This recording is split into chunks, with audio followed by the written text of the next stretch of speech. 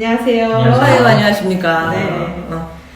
자, 오늘은 어떤 일로 이렇게 모였을까요? 우리 민규 씨가 얘기해 주시죠. 저희 예전에 에피소드를 통해서 헬리오스 504호가 그동안에 했던 만행? 그런 것들을 이제 정당하게 소개시켜드리고 최종 정리 이제? 네, 이제 최종 버전인데 사실 그 이후에 명도 이야기에 대해서 말씀드린다고 했었는데 이제 명도가 완료가 돼서 그 명도 과정이 어땠는지 그리고 명도 과정 속에서 어떠한 프로세스들을 진행을 했는지를 좀 자세하게 설명드리려고 오늘 이렇게 만나게 되었습니다.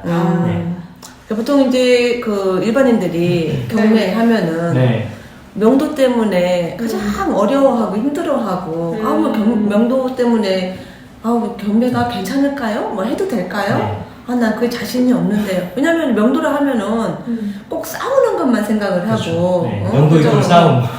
이끌어 싸움. 쫓아가가지고 막 문 두드리면서 네. 야, 나 너 나가! 안 나가! 뭐 이래가면서 막 이렇게 생각하는데 그게 아니거든. 그렇죠. 그러니까 명도의 기본적인 거는 거진 90% 내가 이 경매업계에 발을 디딘 그 시간 동안 명도 때문에 이렇게 힘들었던 적은 한 번도 없었고 네, 거진 다 스무스하게 90%는 된다. 그냥 말로써 된다. 근데 요즘은 왜 그렇게 되냐면 다 발달되어 있어. 네, 맞습니다. 내가 경매를 살고 있는 세입자 입장에서 경매를 당하게 되면은 내가 어디까지 보고받고 이거를 이미 다 알아. 또 조사해보고 하니까 알게 되고 그 다음에 이제 어떻게 진행된다는 거를 이미 다 앞전에서 공부를 하기 때문에 알고 있는데 네. 간혹 이제 그 10% 아니면 5%가 네. 이제 강짜를 부리면서 속을 썩일 때가 있긴 하지. 근데 그것도 우리한테는 이제 무기가 법적인 게 있으니까 네. 아무 문제가 없는데 그냥 모르는 입장에서는 막연한 두려움, 맞습니다. 네. 막연한 두려움, 막 공포 이렇게 느끼는데 처음에는 공포 같지만 나중에 해보면은 이렇게 될 때도 있고. 이제 그 결과가 이제 오산 헬리오스, 네, 맞습니다. 헬리오스. 우리 그 민규 씨가 낙찰받은 집이 네네. 못 나가 하다가 그치? 그래서 좋게 하려다가 결국 배를 찌어드리겠습니다 이렇게 마음을 먹었는데 결국 배 찔 순간에 저 그만 나가겠습니다 이렇게 된 거잖아. 맞습니다. 자, 이 과정 정말 여러분들한테 있었던 에피소드. 명도 어렵지 않아요? 이게 사실 저는 이제 처음 낙찰받은 거잖아요. 처음 낙찰받고 나서 이 사람이 나한테 대항할 수 있는 그런 권리가 전혀 없다는 걸 알면도 불구하고 뭔가 그런 게 있어요. 사실상 상대방이 뭔가 배짱을 부릴 때 이거 뭔가 있는 건가라는 그런 심리가 좀 이렇게 발동이 되기 시작하거든요. 그래서 처음 경험하시는 분들 같은 경우에는 아마 저도 마찬가지이기도 했고 뭔가 있을 것 같다는 불안감 때문에 뭘 더 해야 되나 어떻게 해야 되지 이런 고민들이 많았거든요. 근데 중요한 거는 결국 그 사람의 법적인 권리를 법원에서 고지를 해주기 때문에 강제집행 절차나 이런 걸 통해서 그거를 본인이 인지하는 순간부터는 바로 꼬리를 내리더라고요. 그래서 임차인이 뭐 대항력이 있거나 그렇지 않은 이상은 법원의 진행 프로세스를 믿고 그 마인드 컨트롤 잘 하시면은 전혀 문제가 될 게 없으니까 너무 쫄지 마시라. 중간에 감정 기복이 심하게 일어난다고 하더라도 최대한 차분하게 일어나게 하고 그것도 왜냐면 상대방에게 그런 것들이 보여지면 티가 나잖아요. 문자 보내고 조급하면 내가 더 문자 보내게 되고 쫓아가고 아쉬우니까 더 물어보게 되고 승질내고 그런 경우에는 그냥 혼자 가만히 조용히 있는 게 최고의 방법이긴 하더라고요. 어차피 처리가 될 거니까 시간이 지나면. 자, 이제 이 얘기를 할 건데 처음에 어떻게 되었는지 간단하게 요약해주고 그 다음에 이제 그 강제 집행을 진행했는데 마무리까지 우리 재밌게 한번 이야기 한번 풀어보도록 하죠. 이제 낙찰이 결정되고 나서 제가 바로 연락드렸죠. 잔금 납부하기 전이었는데 그래도 혹시라도 이사 협의나 이런 것들을 먼저 하는 게 좋으니까 연락을 드렸었는데 그때서부터 요구하셨던 게 200만 원, 300만 원의 이사비를 그 앞전에 그 얘기 잠깐 해주자고. 우리 민규 씨가 낙찰받은 집이 헬리오스인데 낙찰받은 집에 살고 있던 분은 세입자로서 근데 그 사람도 같은 건물에 흡수에 경매로 낙찰을 하나 받아놓은 거지. 이사 갈 집을 미리 대안을 해놓은 거야. 그래서 쪼가닥 자기 집으로 이사 가서 그 집에 세입자 나갔으니까 내려가면 좋은데 안 내려가고 버틴 거죠. 버팅긴 거지. 버팅기면서 자기가 낙찰받은 집에 있는 세입자 자기가 이제 본인 낙찰받은 집의 세입자가 자기 이사 가려니까 200만 원을 달라 했고 또 200만 원을 자기가 들려가니까 너무 아깝고 그러면서 집을 가서 보니까 개판 5분 전 너무 더러워서 청소비가 많이 들어갈 것 같다 이러면서 우리 민규 씨한테 내가 이사갈 내 집을 낙찰받은 집에 이 정도 요구했으니 너도 나를 내보내려고 하면은 이 비용을 대납을 해달라 이렇게 한 거잖아. 그렇죠. 상당히 황당한 케이스인 거지. 네. 그걸 또 여러 가지 뭐 계약서를 위조한 거 이렇게 해가지고 했었죠. 그건 전에 말씀드렸던 거고. 궁금하신 분들은 1편을 보시면 1편을 보면 됩니다. 네. 그렇게 계속 버티다가 잔금을 납부를 하고 나서도 사실 버텼어요. 잔금 납부하고 나서 이제부터는 당신은 불법점이다. 불법점에 한 거에 대해서는 내가 따로 임료를 추가로 청구할 수 있다라고까지 했는데 그러면 일단 얘기를 하자고 얘기를 하면서 결국에는 200만 원 이상 주지 않을 거면은 나는 법대로 처리하는 걸 그냥 기다리겠다라고 하시더라고요. 200만 원을 무조건 안 주면 무조건. 나는 못 나가. 뭐 200만 원, 300만 원 요구하다가 얘 좀 낮춰가지고 살짝 200만 원까지? 200만 원 정도는 주세요 하더라고요. 근데 저는 그때 얘기했어요. 저희 방침이 그거잖아요. 50만 원 이상은 드릴 수 없다. 그렇게 얘기했는데 물론 전혀 드릴 마음은 없었죠. 50만 원도? 네, 200만 원을 요구하니까 자기는 200만 원 안 주고 자기는 밑으로 내려갈 거면서 왜 우리는 250만 원을 줘야 되냐고 웃긴 사람이지. 그냥 성의상 그렇게 얘기했는데 그건 말도 안 되는 소리라고 하면서 그럼 법대로 하시라고 그렇게 얘기를 하신 거죠. 그래서 잔금 납부하고 나서 그 동시에 전 이제 법무사한테 등기 이전하면서 인도명령 신청을 같이 넣어달라고 제가 부탁을 드렸죠. 네, 부탁을 드렸는데 인도명령 신청 같은 경우에는 보통은 이렇게 물건이 많은 경우에는 사실상 다 배당이 이루어지고 나서 그 다음에 결정이 나는 게 대부분인데 저는 이상하게도 인도명령 신청을 했는데 2, 3일 뒤에 바로 나온 거예요. 다음 주 수요일쯤에 해서. 네, 그래서 어떻게 보면 일 처리가 좀 빨리 돼가지고 그 사람 배당 기일 전에 인도명령 결정문을 받을 수 있게끔 만들어진 거죠. 그러면 우리가 이제 우리 방송을 보는 사람들 모를 수도 있으니까 우리가 잔금을 치르면서 그 세입자 명도 대상자가 있다 하면 뭘부터 어떤 것부터 딱딱 해놔야 돼? 잔금 납부하면서 일단 인도명령 신청. 인도명령 신청. 이건 무조건 같이 해야 되는 같이 동시에 해야 된다. 근데 선순위 세입자 말고 그냥 후순위 세입자. 그럴 수도 있죠. 근데 다 마찬가지로. 근데 세입자가 있다 하면 인도명령 신청을 해야 되고 이게 약간 팁이긴 한데 보통 어떤 집을 많이 가지고 계신 분들 같은 경우에는 자기의 전입 주소가 다른 곳으로 돼 있는 경우가 있잖아요. 근데 법무사 같은 경우에는 그 주소를 기준으로 인도명령 결정 문의를 받을 수 있게끔 신청을 해주거든요. 그래서 반드시 신청을 할 때는 내가 주소 받을 수 있는 주소로 신청을 해달라고 법무사한테 따로 요청을 하셔야지 나중에 법원에서 그 주소로 송달이 왔는데 엄한데 가가지고 내가 못 받는 경우가 내가 있다는 못 받는 거잖아. 경우는 그걸 또 법원에 가가지고 재신청을 해야 되는 경우가 발생할 수가 있으니까 그냥 소소한 팁으로 그걸 방지하기 위해서 그 주소 송달 받을 수 있는 주소를 법무사한테 요청을 하면 되는 거죠. 그렇게 해서 법원에 반드시 신청을 인도명령 신청서를 해라. 잔금 치르면서 동시에 해라. 네, 동시에 해라. 이거는 그냥 그건 다 아실 거라고 생각합니다. 사실. 모르시는 분들 많아요. 그리고 말을 안 하면 모르겠지만 그 서비스로 해주시면 안 되나요? 네, 맞습니다. 단어가를 깜빡하시는 분들이 있어서 혹시 그 인도명령도 그 서비스이신 거죠? 이렇게 하면 해주시더라고요. 그 그렇죠. 말 한마디씩 해주시면 당연히 해주는 것처럼 해주는 거 맞으시죠? 이렇게 그러면 서비스를 해준다는 거. 그치. 모르시고 돈 또 내면 또 아까우니까. 네, 맞습니다. 그래서 수원지방법원에서는 그게 인용이 됐죠. 바로 2, 3일 뒤에. 그 다음 주 한 화요일인가 수요일쯤에 결정문 송달이 됐다고 제가 나의 사건 검색을 해보면 나오거든요. 어디 가서? 그 법원 사건 조회에 가서? 네, 그 나의 사건 검색이라고 검색을 하시면은 구글 나오잖아요. 거기서 바로 가처분이나 가압류 그런 건 아니면은 송달 그런 뭐랄까 인도명령 신청 같은 경우에는 그냥 사건 번호 입력을 하는데 그리고 여기서 또 팁이 법무사한테 그 사건 번호를 알려달라고 하면은 알려주니까 그 번호를 검색을 하면은 바로 송달 여부가 나옵니다. 인도명령 그 할 때 사건 번호는 뭐 얼마 나와? 보통 뭐 가단, 뭐 형제 막 이렇게 많잖아. 고합 막 이런 식으로 해서 어떤 사건마다 이게 정리가 되거든? 네, 맞습니다. 근데 인도명령 같은 경우는 뭐가 붙으나? 인도명령 같은 경우는 제가 지금 여기다. 제가 바로 전화해서 하겠습니다. 인도명령은 타인으로 나옵니다. 타인. 예. 타인? 연도 나오고 2021 타인 그다음에 번호가 나오는 거죠. 예, 그래서 그게 법원 사이트 들어가시면 다 나옵니다. 뭐 카다는 뭐고 타인은 뭐고 어떤 신청 사건이고 가압류 사건이고 이런 거 나오니까 확인하시면은 몇 월 며칠에 이제 채권자 신청한 사람한테 발송이 됐다. 그리고 피 채권자 신청 받은 사람한테 발송이 됐다 이런 것들이 나오는데 중요한 건 이제 사람들이 여기서 시간을 끈다는 거죠. 임차인 같은 경우에는 또 송달을 안 받는 거지. 네. 이게 이제 우체국 등기로 오는 거잖아. 네, 맞습니다. 네. 그러니까 딱 아는 거야. 그래서 송달을 인수를 안 하면 없는 것처럼. 네, 가장 중요한 거는 법원에서는 이게 송달 처리가 돼야지. 왜냐면은 그거를 인지해야 되니까. 인지해야 되니까요, 가져가는. 그래서 근데 송달이 이제 가장 중요한데. 그치 우체국에서 이제 오게 네. 되면은 이거 두드렸는데 없어 이러면 네. 닦잖아 이러면 이렇게 붙여놓고 가잖아. 네. 갔다 갔다. 네.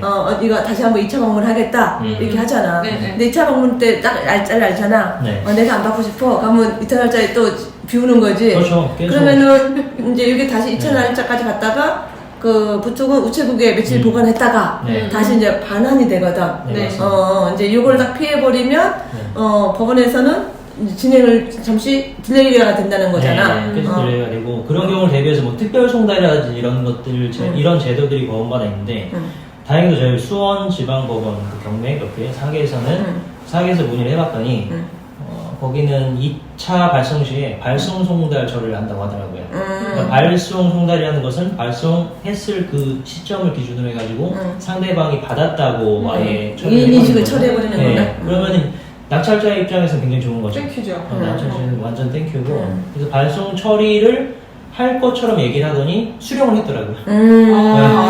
어떤 일로? 네, 저는 그래서 발송 송달 그러면은 발송 받은 다음에 바로 처리해 주시나요? 다음 날이든지 아니면 당일이라든지 최대한 빨리 좀 처리해 주셨으면 감사하겠습니다 했더니 당일이나 아니면 그 다음 날에 바로 발송 처리를 해놓는다고 2차 송달로.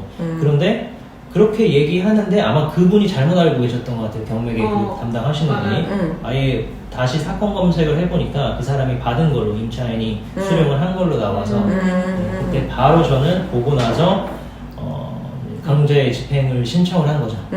다시 이제 인도명령서를 아까 범사 통해서 이렇게 네. 진행을 했고 네. 그 다음에 송달된 거를 이제 확인하고 강제 집행을 신청하는 거지. 네. 강제 집행은 어떻게 신청하는 거야? 강제 집행은 기본적으로 가장 중요한 게 송달 증명원이 있어야 되니까. 송달 증명. 그걸 송달 증명은 법원에서 어디서 받아? 그 법원 경매에 간 다음에 민원 창구 있잖아요. 거기서 그 몇 번 창구였다? 5번 창구일 거예요. 그런 거 가서 기타 물어본다고? 문서, 예, 기타 문서를 발급받을 수 있는 창구가 따로 있는데 거기서 신청서를 작성을 한 다음에 신청을 하면 송달 증명원을 받고 그 송달 증명원을 받은 다음에 담당 경매계에 들어가면은 거기서 강제 집행 관련된 그 문서를 하나 출력을 해줘요.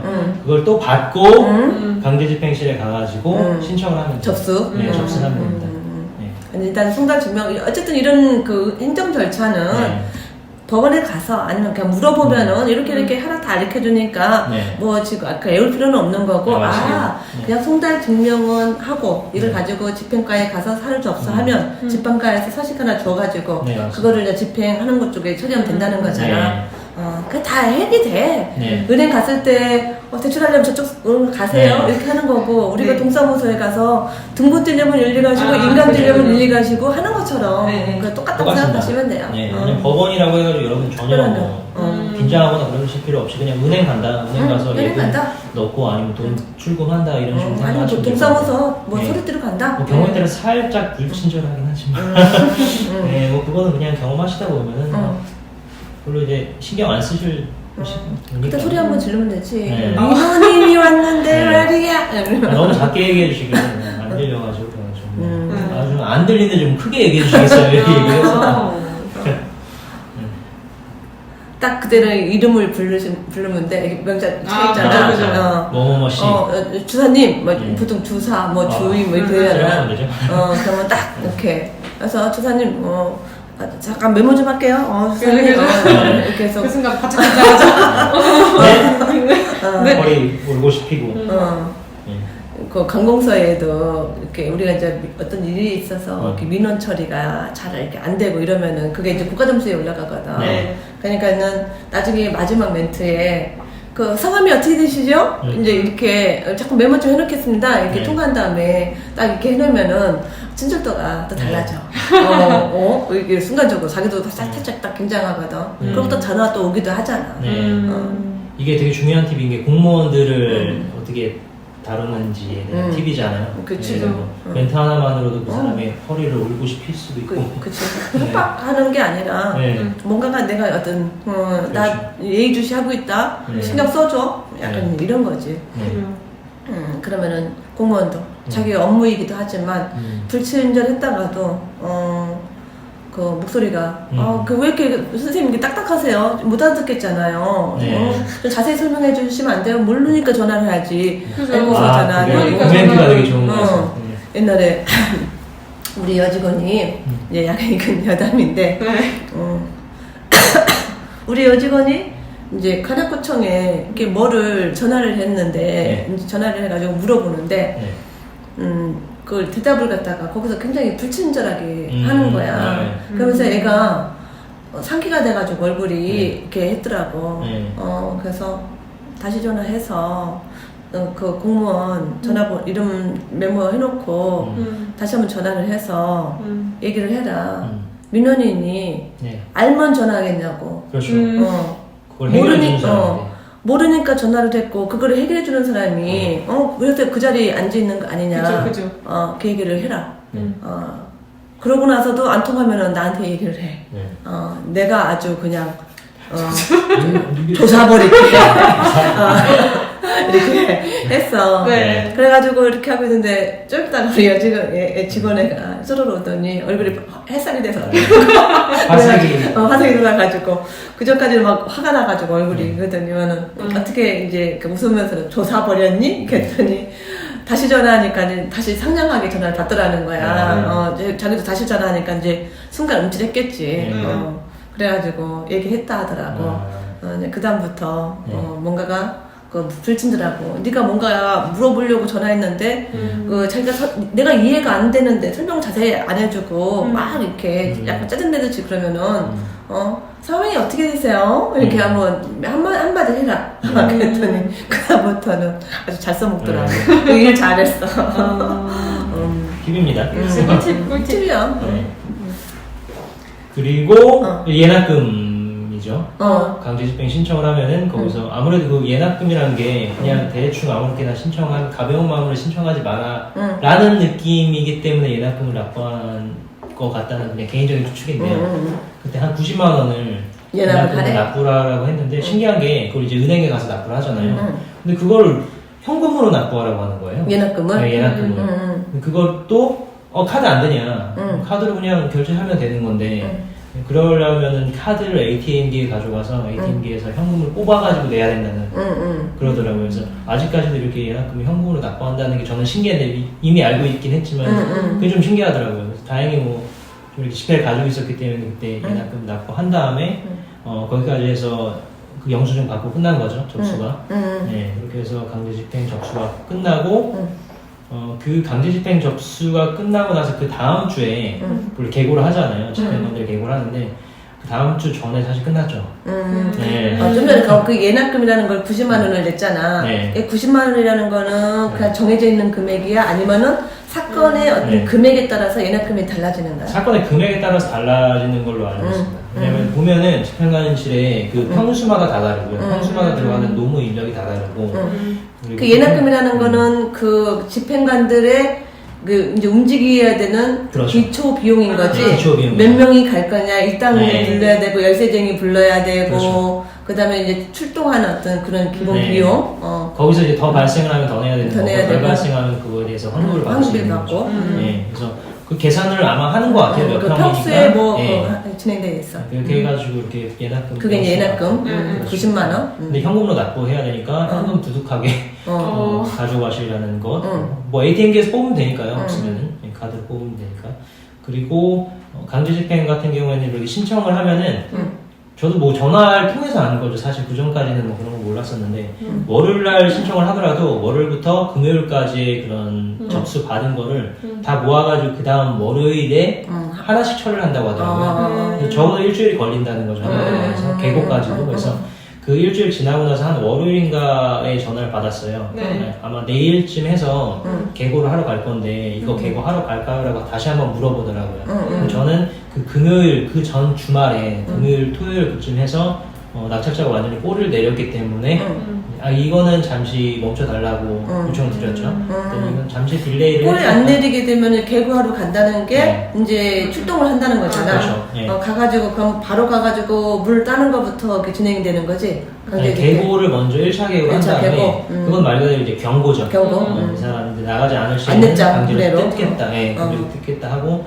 그게 개고가 되고 나서 그 다음에 다시 완전히 나가는. 나가가지고 이제 네. 그때 이제 강제 집행. 네, 그렇게 해가지고 토탈 한 2주 정도 걸린다고 하는데 뭐 뭐 계고를 안 하고 그냥 바로 집행하는 경우는 없는 것 같더라고요. 일단 뭐 알려야 되니까 강제집행이 진행이 될 것이라는 걸. 예. 근데 계고를 저는 이제 딜레이를 했습니다. 예. 그러면 낙찰받고 그 기간이 어느 정도 걸리는 거야? 낙찰 받고 나서 한 지금 12월 3일 날 낙찰을 받았죠. 그리고 잔금 낙찰받고. 문제가 완전 해결 잔금 이제 배당 그 사람들이 받은 거는 22일이니까 다 해결하는 데까지 한 달이 안 걸리는 거죠. 22일 날 배당 받고 한 3, 4일 뒤에 꼴을 내렸으니까 이 사람은 배당을 못 받았잖아요. 명도 확인서가 없으니까 한 26일, 27일쯤에 꼴을 내리면서 집을 다 비웠다고 이제 사진 같은 것들을 보내줬거든요. 그래서 한 달까지는 안 걸렸습니다. 20 며칠? 그때 왜 그러지 않았었어? 명도 확인서 없어도 돈 받을 수 있으니까. 그렇게 깨서 맞다.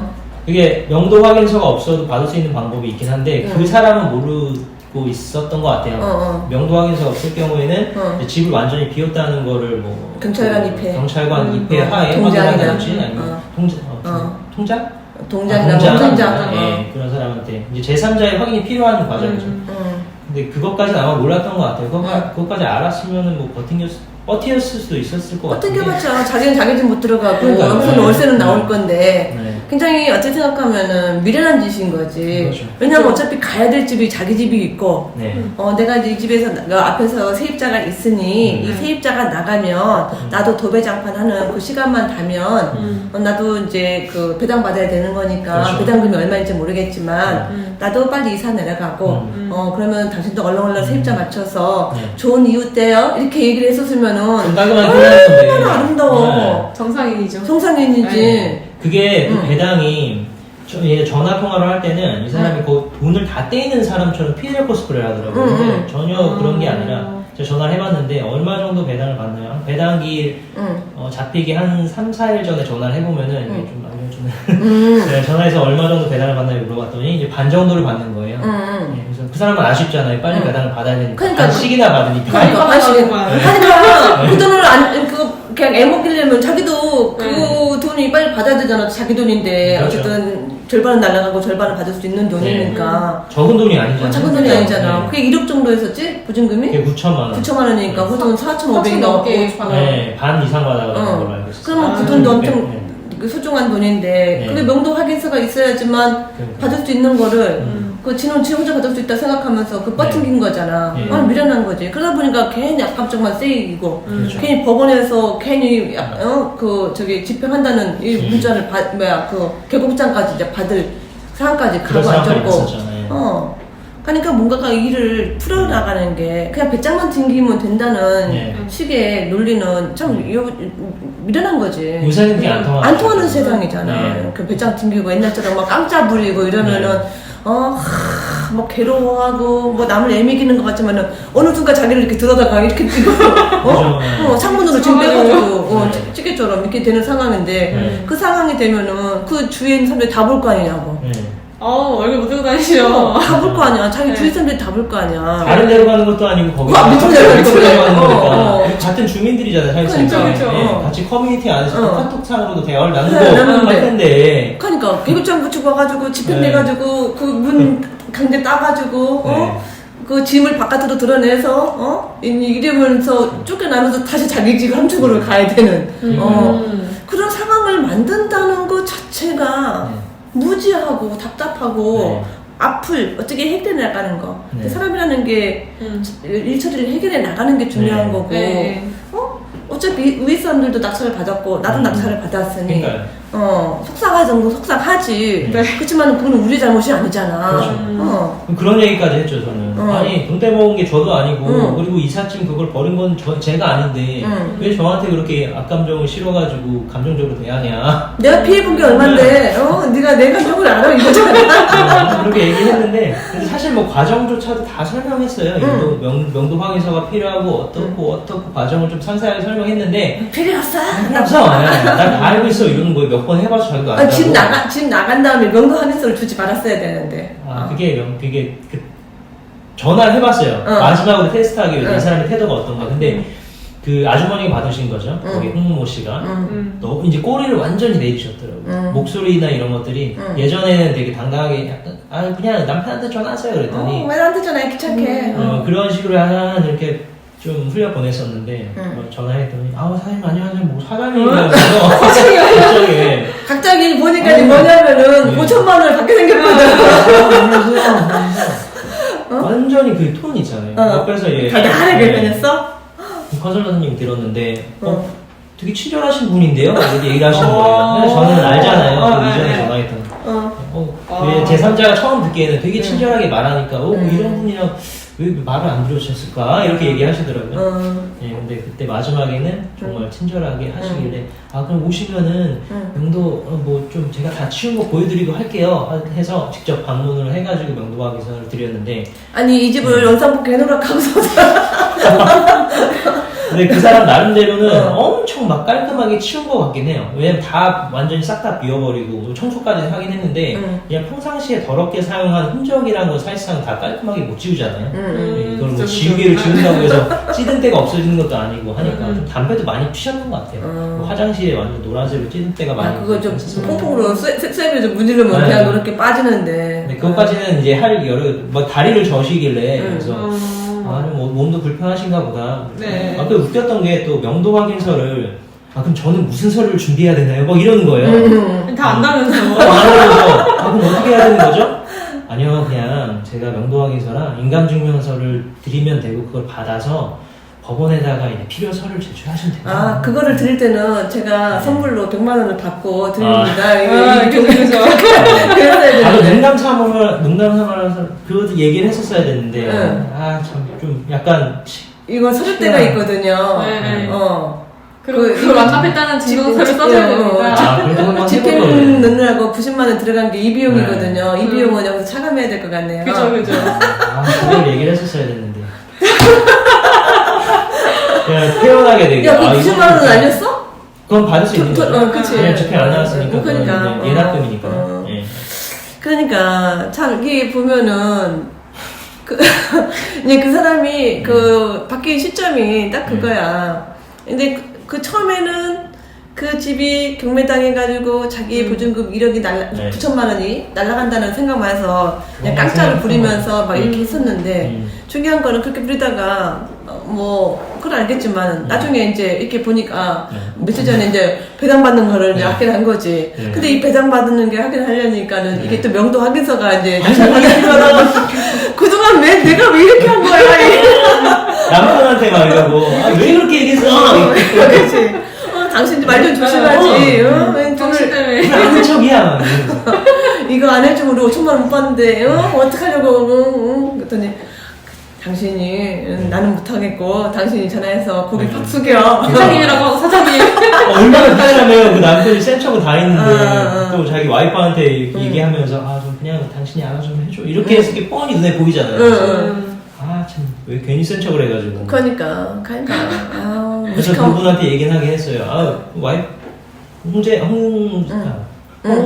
씨는 괜찮으신데 왜 남편분 그렇게 막 나가시냐고 이렇게 얘기했더니 그냥 되게 머쓱하게 아무 말도 안 하시고 그냥 뭐 이런 머쓱한 웃음을 지으시면서 그냥 가시더라고요. 우리 민규 씨도 착해가지고 나 같았으면은 그거 건물주가 되셨습니다. 아싸!